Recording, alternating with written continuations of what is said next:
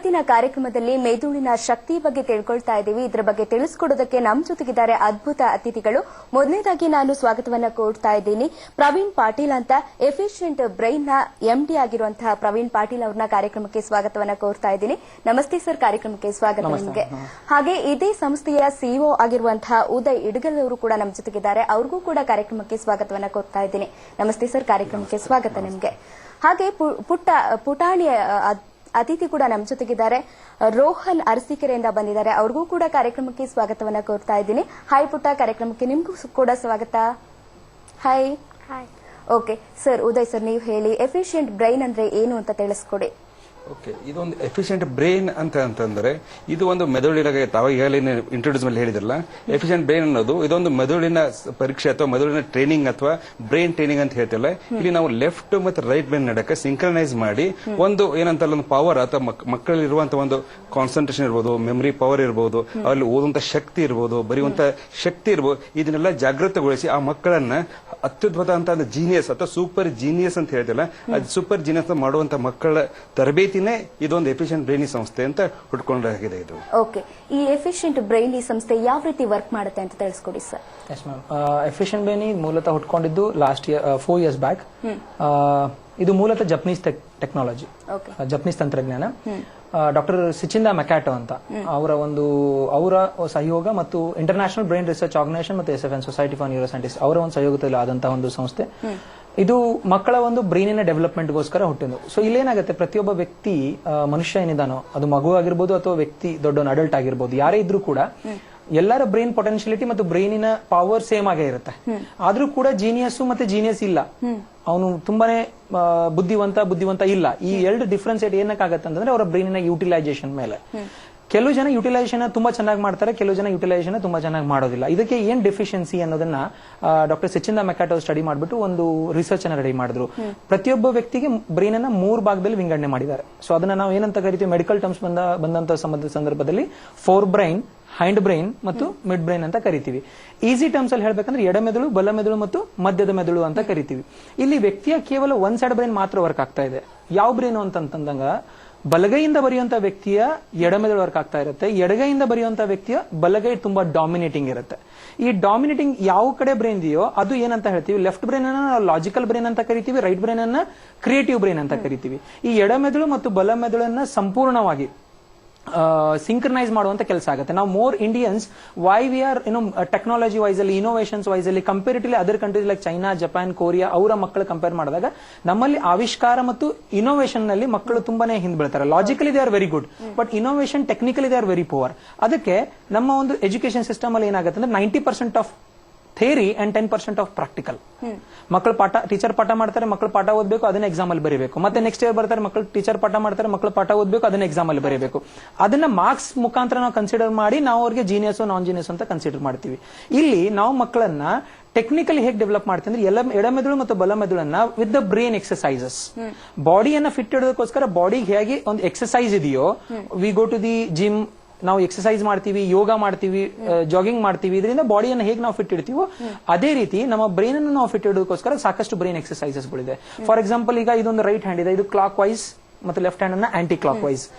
ಇದನ್ನ ಬೇರೆ ಬೇರೆ ಸಮಯದಲ್ಲಿ ಈಸಿ ಮಾಡ್ತೀವಿ, ಆದ್ರೆ ಸೈಮಲ್ಟೇನಿಯಸ್ಲಿ ಮಾಡ್ಲಿಕ್ಕೆ ತುಂಬಾ ಕಷ್ಟ ಆಗುತ್ತೆ. ಫಾರ್ ಎಕ್ಸಾಂಪಲ್, ಇದು ಇದು ರ್ಯಾಬಿಟ್, ಇದು ಶೂಟ್, ಇದು ರ್ಯಾಬಿಟ್, ಇದು ಶೂಟ್. ಇದನ್ನ ನಾವು ಫಾಸ್ಟ್ ಮಾಡ್ಲಿಕ್ಕೆ ಆಗೋದಿಲ್ಲ, ದಿಲ್ ಬಿ ಕನ್ಫ್ಯೂಷನ್ಸ್. ಇದು ಏನಂತ ಕರಿತೀವಿ ಅಂದ್ರೆ ನಮ್ಮ ಬ್ರೈನ್ ಎಕ್ಸರ್ಸೈಸ್ ಅಂತ ಕರಿತೀವಿ. ಇದರಿಂದ ಎಡಮೆದುಳು ಮತ್ತು ಬಲಮೆದುಳನ್ನ ಸಿಂಕ್ರನೈಸ್ ಮಾಡುವಂತ ಕೆಲಸ ಆಗುತ್ತೆ. ಅವಾಗ ಮಕ್ಕಳಲ್ಲಿ ಲಾಜಿಕಲ್ ಥಿಂಗ್ಸ್, ಟೆಕ್ನಿಕಲ್ ಎರಡು ಒಟ್ಟೊಟ್ಟಿಗೆ ಡೆವಲಪ್ ಆಗೋದ್ರಿಂದ ಅವರಲ್ಲಿ utilisation of the brain power will be more. ಇವತ್ತು ಅದರಿಂದ ಏನ್ ಮಾಡ್ತೀವಿ, ಇದರಲ್ಲಿ ಸಾಕಷ್ಟು ಸೆಗ್ಮೆಂಟ್ಸ್ ಗಳು ಬರುತ್ತೆ. ನಾವು ಕ್ರಮೇಣ ಒಂದೊಂದೇ ನಾನು ಹೇಳ್ತಾ ಹೋಗ್ತೀನಿ ನಿಮ್ಗೆ. ಇದರಲ್ಲಿ ಮಕ್ಕಳಲ್ಲಿ ಸೆನ್ಸಿಂಗ್ ಎಬಿಲಿಟೀಸ್ ತುಂಬಾ ಇಂಪ್ರೂವ್ ಆಗುತ್ತೆ. ಓಕೆ, ಈಗ ನಮ್ ಜೊತೆ ಮಗು ಇದ್ದಾನೆ ರೋಹನ್ ಅಂತ, ಅರಸೀಕೆರೆಯಿಂದ. ಅವನದೊಂದು ನೀವು ಬೇಕಾದ್ರೆ ಟೆಸ್ಟ್ ಮಾಡಬಹುದು, ಹೇಗೆ ಅವನಲ್ಲಿ ಸೆನ್ಸಿಂಗ್. ಈಗ ನೋಡಿ, ಇದೊಂದು ಬ್ಲೈಂಡ್ ಫೋಲ್ಡ್ ಇದೆ. ಓಕೆ, ಇದು ಬ್ಲೈಂಡ್ ಫೋಲ್ಡ್ ಇದೆ, ನೋಡಬಹುದು ವೀಕ್ಷಕರು, ನೀವು ಕೂಡ ನೋಡಬಹುದು. ಇದು 3 ಇಂಚ್ ಕಂಪ್ಲೀಟ್ ಸ್ಪಂಜ್ ಇದೆ, which is will be an I shape, completely I shape ಅಲ್ಲಿ ಕವರ್ ಆಗುತ್ತೆ. ಸೊ ಇದು ಕಣ್ಣಿಗೆ ನಾವು ಈ ತರ ಕಟ್ಕೊಂಡಂತ ಸಂದರ್ಭದಲ್ಲಿ ನಮ್ಗೆ ಯಾವುದೇ ರೀತಿ ಅಂತ ವಿಸಿಬಿಲಿಟಿ ಇರಲ್ಲ. ನೀವು ಕೂಡ ಒಂದ್ಸಲ ಟೆಸ್ಟ್ ಮಾಡಿ ನೋಡಬಹುದು. Anything chances? ಓಕೆ, ಇದನ್ನ ಈ ಮಗುವಿಗೆ ನಾವು ಈಗ ನಾರ್ಮಲ್ ಇದನ್ನ ಕಟ್ಟಬೇಕಂತ ನಾವು ಅವಶ್ಯಕತೆ ಇಲ್ಲ. ಎಲ್ಲ ಜನರಿಗೆ ಏನೋ ಒಂದು ಇದಿರುತ್ತೆ, ಇದು ಕಟ್ಟಿದ್ರೆ ಏನೋ ಒಂದು ಆಗುತ್ತೆ ಅಥವಾ ಕಟ್ಟಿದ್ರೆ ಕಾಣುತ್ತೆ ಅಂತ. ಈಗ ಫಾರ್ ಎಕ್ಸಾಂಪಲ್ ಈ ಮಗು ಇದೆ, ನಾನು ಅವ್ನಿಗೆ ಏನೋ ಕಣ್ಣಿಗೂ ಕಟ್ಸೋದಿಲ್ಲ. Just close your eyes Rohan. ನೋಡಿ ಸಂಪೂರ್ಣವಾಗಿ ಅವನ ಕಣ್ಣನ್ನ ಅವನು ಕ್ಲೋಸ್ ಮಾಡಿದ್ದಾನೆ. Okay, do any action by sitting your place. ನಿಮ್ಮ ಕುತ್ಕೊಂಡಿದ್ರೆ ಏನೋ ಒಂದು ಆಕ್ಷನ್ ಮಾಡಿ, ಚೇಂಜ್ ಮಾಡಿ, ಚೇಂಜ್ ಮಾಡಿ, ಚೇಂಜ್ ಮಾಡಿ. Super super. ನಾನು ಇದು ಕಟ್ಟಬೇಕಂತ ಅವಶ್ಯಕತೆ ಇಲ್ಲ. ಮಕ್ಕಳಲ್ಲಿ ಸೆನ್ಸಿಂಗ್ ಎಬಿಲಿಟೀಸ್ ಇಷ್ಟು ಡೆವಲಪ್ ಆಗುತ್ತೆ. ಈಗ ನಾನು ಇದನ್ನ ಕಟ್ ತೋರಿಸ್ತೀನಿ ಅವನಿಗೆ. ಓಕೆ, ಕಣ್ಮುಚ್ಚಪ್ಪಿ.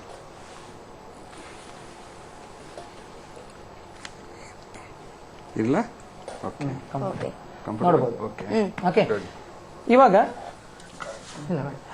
ಇದು ಟೆಕ್ಸ್ಟ್ ಬುಕ್ ಇದೆ. ಓಕೆ, ನೀವು ಯಾವ್ದಾದ್ರು ಒಂದು ಪೇಜ್ ನಂಬರ್ ಅನ್ನ ಹೇಳಿ, ನೀವೇ ಹೇಳಿ. ಪೇಜ್ ನಂಬರ್ ಅನ್ನ ಹೇಳಬೇಕು. 50 ಇದರಲ್ಲಿ. ಓಕೆ, ತಗೊಳಪ್ಪ page number. Rohan, page number 50.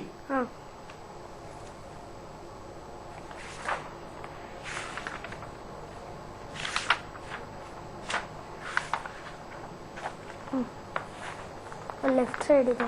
Very good. ಕೊಡಿ, ವಾವ್, ಇಲ್ಲಿ ನೋಡ್ಬೋದು ಪೇಜ್ ನಂಬರ್ 50. ಹೌದು.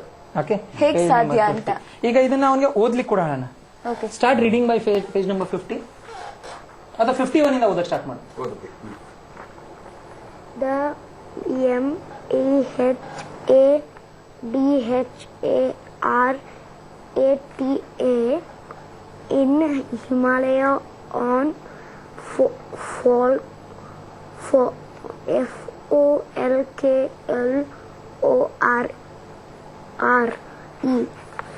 What about Krishna? Okay. Good. Very good. Krishna is Himalayan.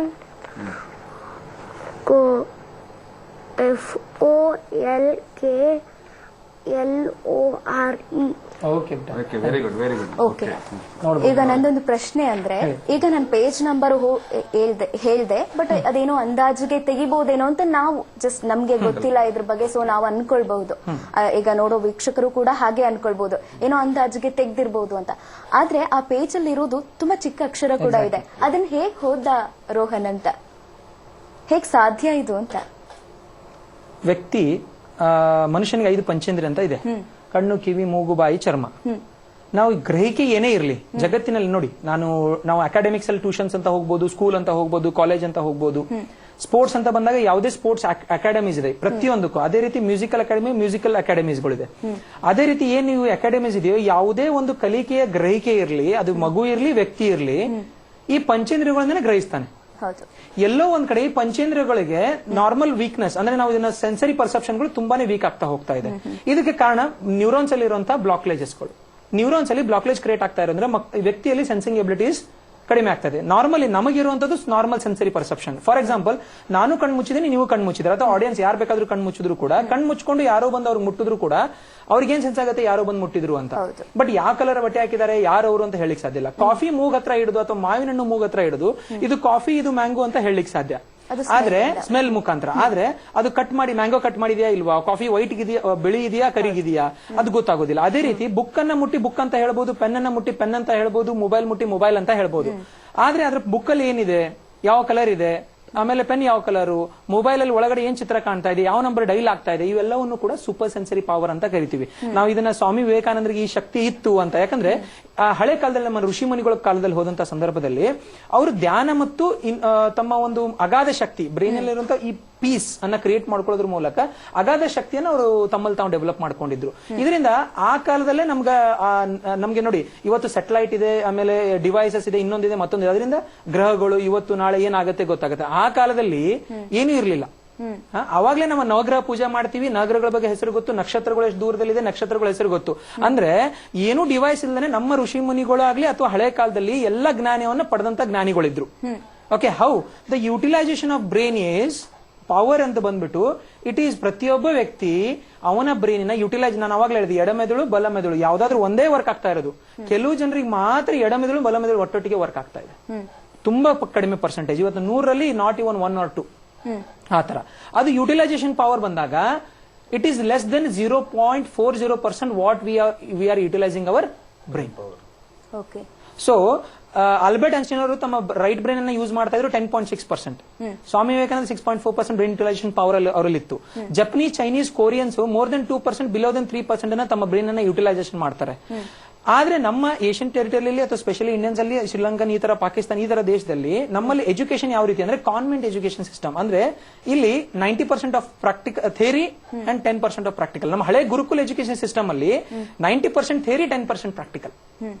ಇಲ್ಲಿ ಎಲ್ಲ ಒಂದ್ ಕಡೆ ಥೇರಿ ಅದು ಮಾರ್ಕ್ಸ್ ಓರಿಯೆಂಟೆಡ್ ಆಗಿರೋದ್ರಿಂದ ಮಕ್ಕಳಲ್ಲಿ ಮತ್ತೊಂದಕ್ಕೆ ಅವಕಾಶ ತುಂಬಾ ಕಡಿಮೆ ಆಗ್ತದೆ. ಈಗ ಬಂದ್ಬಿಟ್ಟು ಬೇರೆ ಬೇರೆ ಆಕ್ಟಿವಿಟಿಗೆ ಮಕ್ಕಳೆಲ್ಲ ಹೋಗ್ತಾ ಇದಾರೆ, ಆದ್ರೂ ಕೂಡ ಬ್ರೈನ್ಗೆ ಎಲ್ಲೂ ಕೂಡ ಇನ್ಸ್ಟಿಟ್ಯೂಟ್ ಇಲ್ಲ.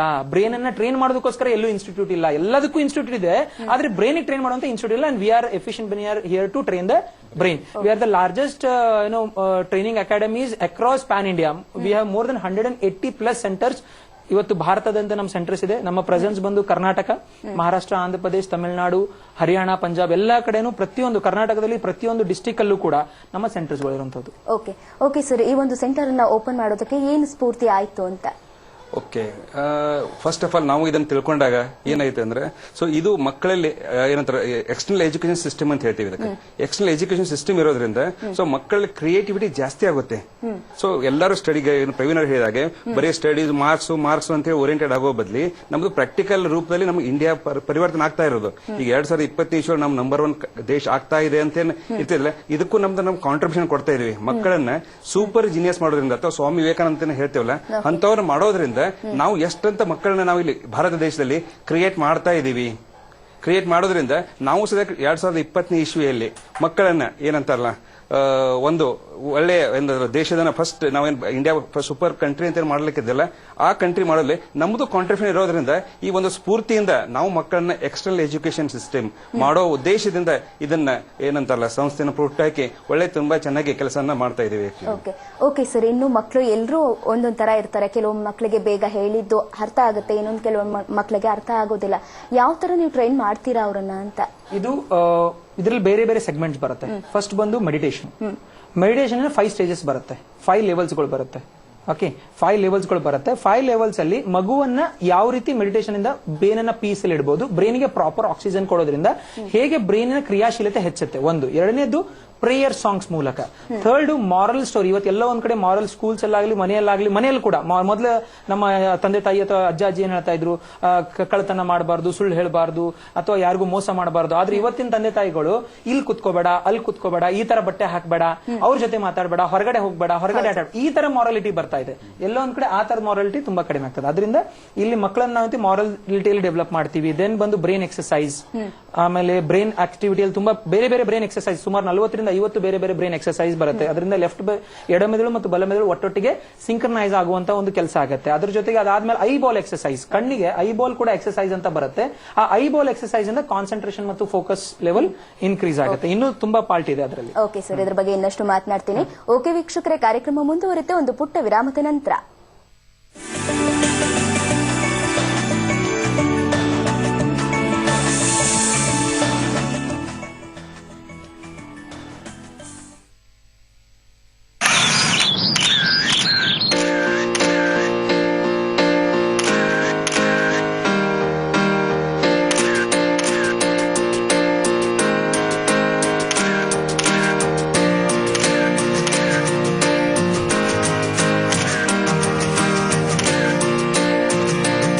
Saral Jeevan Photography Awards 2017. For entries, visit saraljeevan.com. For more detail, call 7899201111.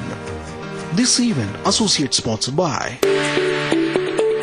Anurag Properties. First Grade Academy ನವೀನ ರೀತಿಯ ಕೋಚಿಂಗ್ ಅಡ್ಮಿಷನ್ ತೆಗೆದುಕೊಳ್ಳಿ, ಭವಿಷ್ಯಕ್ಕೆ ತಯಾರಾಗಿ. First Grade Academy ನಿಮ್ಮ ಕನಸಿನ ಮನೆ ಕೊಳ್ಳೋದಕ್ಕೆ ಸೂಪರ್ ಅವಕಾಶ. ESP Developers and Promoters. Waste cardboard sheet ಆಗಿದೆ ಫೋಟೋ ಫ್ರೇಮ್.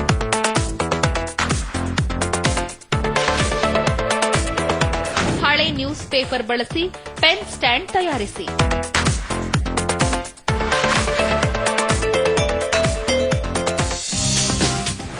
ಮನೆಯಲ್ಲೇ ಮಾಡಬಹುದು ಕ್ಯಾಂಡಲ್ ಲೈಟ್.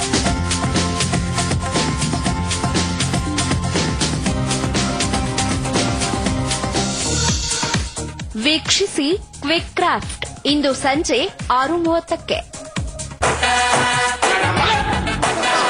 ಕೇಂದ್ರ ಸರ್ಕಾರ ನಿಷೇಧ ಮಾಡಿದೆ ಅಂದ್ರೆ ಅದು ಕೇಂದ್ರ ಸರ್ಕಾರ ಸಾಕುತ್ತಾ? No comments. No comments.